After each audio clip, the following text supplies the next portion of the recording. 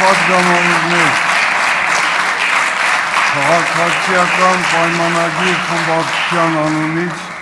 ձայնը տրվում է պատգամավոր պարոն Արայիկ Հարությունյանին, խնդրեմ պարոն Հարությունյան։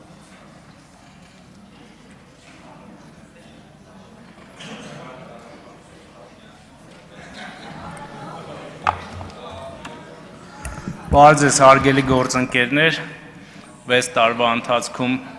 հասցրել էի կարոտել այս ամբիոնը և կարծում եմ, որ այն տոնայնությունը, որով սկսել են քննարկումները ազգային ժողովում, հուսադրում են, որ մենք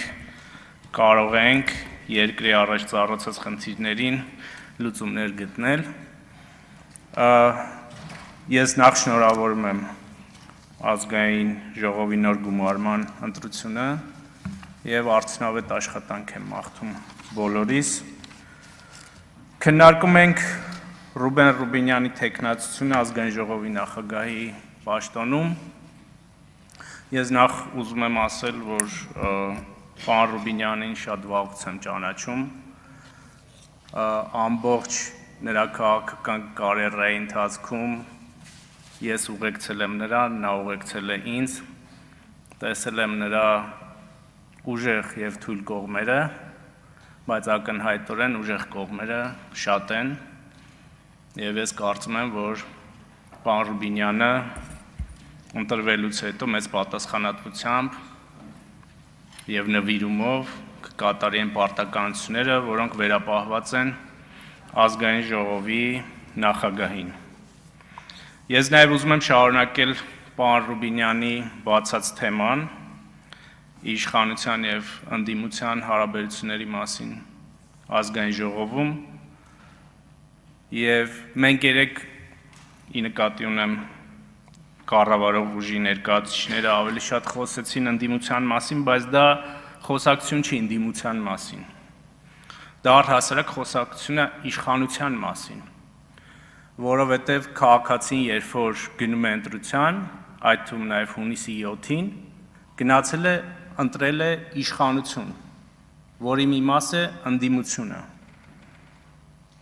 Եվ շատերս լավ գիտենք, թե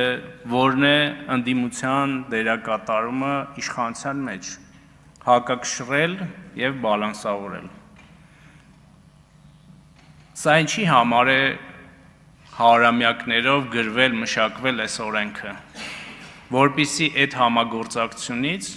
լավ լինի միայն քաղաքացուն։ Երբ որ ընդդիմությունը գալիս է լավ գաղափարներ է առաջ քաշում, կարողանում է հանրային դիսկուրս ապահովել դրա շուրջ, իշխանությունը պետք է այդ ծրագրերը իրականացնի այն ժամանակահատվածում, երբ որ ինքը իշխանություն է։ Եվ երբ դա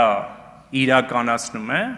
արդեն ընդդիմության գործն է ներկայացնել, որ դա իր առաջ քաշած գաղափարներն են, եթե չկարողանա դա իր պրոբլեմն է, բայց սրանից շահում է միայն քաղաքացին։ Ինչ է տեղի ունեցել հատկապես նախորդ 5 տարիների ընթացքում։ Մոտավորապես տեղի է ունեցել այն, ինչ որ տեղի է ունենում վերջին 26 ժամերի ընթացքում։ Հարգելի ընդդիմադիր գործընկերներ, քաղաքացին արդեն որերորդ անգամ քվեարկում է հանուն իրական Հայաստանի, բայց դուք դեռ դեգերում եք պատմական Հայաստանում։ Քաղաքացին մերժել է սա, և եթե տվյալ դեպքում ուժեղ Հայաստանը շարունակի այդ տրամաբանության մեջ զարգանալ, արժանանալու է մյուս գործընկերների ճակատագրին, երբ որ գրեթե 60-70%-ով կրճատվեց նրանց խմբակցությունը և հաջորդին ընդհանրապես այստեղ չեն լինի։ Ես ընդդիմության և իշխանության հարաբերությունները այս տրամաբանության մեջ եմ հասկանում և մենք պետք է աշխատենք միասին այդ ուղղությամբ։ Այս թեզերի մեջ էր նաև այն, որ օրինակ Քրիստինե Վարդանյանը ասում է, մենք այստեղ չենք անցյալը վերադարձնելու համար, Այն թեզերը, որ դուք եք առաջ քաշում, դուք անցյալը չեք վերադարձնում, դուք անցյալն եք։ Տիկին Արեգա Հովսեփյանը ասում է,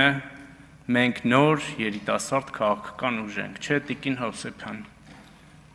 Ձեր քաղաքական հայրերը հին են եւ իրանք ձեզ հետ են տանում։ Այո, այս քաղաքական ուժի շատ հին են, որովհետեւ եթե շատ ու շատիր նայեք, ապա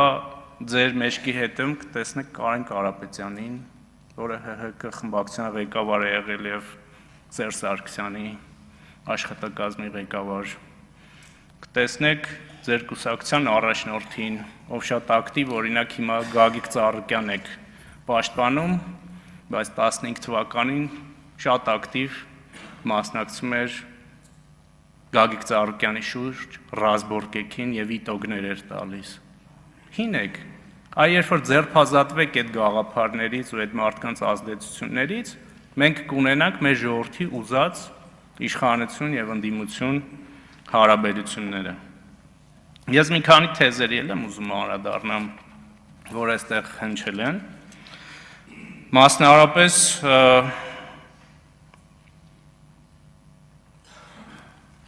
ասում եք, անընդհատ փորձում եք այստեղ առաջ քաշել են գաղափարը, որ իշխանությունը փոխել է թվերը, կեղծել է թվերը, խնդրում եմ, այն որ դուք արել եք, մեզ մի վերագրեք։ Ասում եք, իշխանությունը գիշերը ժամը 2-ին եկավ եւ հայտարարեց, որ հաղթել է ընտրություններում։ 24 News հեռուստաալիքը այդ ժամանակ հեռարձակում էր մեր հայտարարությունը։ Եվ էկրանին կային թվերը։ Եթե շատ ուշադիր նայեք այդ թվերին, ապա կտեսնեք, որ ձեր թիվը մոտարապես +-1%-ի սահմաններում է փոխվել, ձեր թիվը մոտարապես +-1%-ի սահմանում է փոխվել, մեր թիվը փոխվել է +-2-3%-ի սահմանում։ Սահմանադրական դատարանում ձեզանից ոչ մեկը որևէ ապացույց չի ներկայացրել, որ տեղամասերում ընտրությունների արդյունքները փոխվել են եւ հետեւաբար իշխանության վերլուծություններ տվյալ պահին ունեցած իր թվերով եւ այն օրենքով որ կա, որ ինքը ձևավորում է իշխանություն։ Խոսում եք ընտրությունների արդյունքները ամփոփումը դադարեցվել է։ Մի հատ փաստ եք ներկայացրել, որ այդպիսի բան է տեղի ունեցել։ Մի փաստ Սահմանադրական դատարանի վերդիկտը կա եւ դուք պետք է հաշվի նստեք, որովհետեւ այդ վերդիկտը ընդունել է նաեւ ժողովուրդը, որովհետեւ եթե այդ ժողովուրդը չընդուներ վերդիկտը, ապա այսօր ուրեմն փողոցներում, ինչպես իմ գործընկերները ասացին, բազմաթիվ մարդիկ կլինեին եւ այս իշխանությունը չէր լինի։ Այն պահին, երբ որ դուք հաշտվեցիք եւ ընդունեցիք արդյունքները, որ ընդունել է ժողովուրդը, դուք կդառնաք այդ ժողովրդի իշխանության մի մասը հաջորդ ընտրություններին իշխանության գալու հնարավորությամբ, եթե ոչ, խնդրեմ այս օրինակը։ Դուք ասում եք Նիկոլ Փաշինյանը 3-րդ անգամ դարձավ վարչապետ,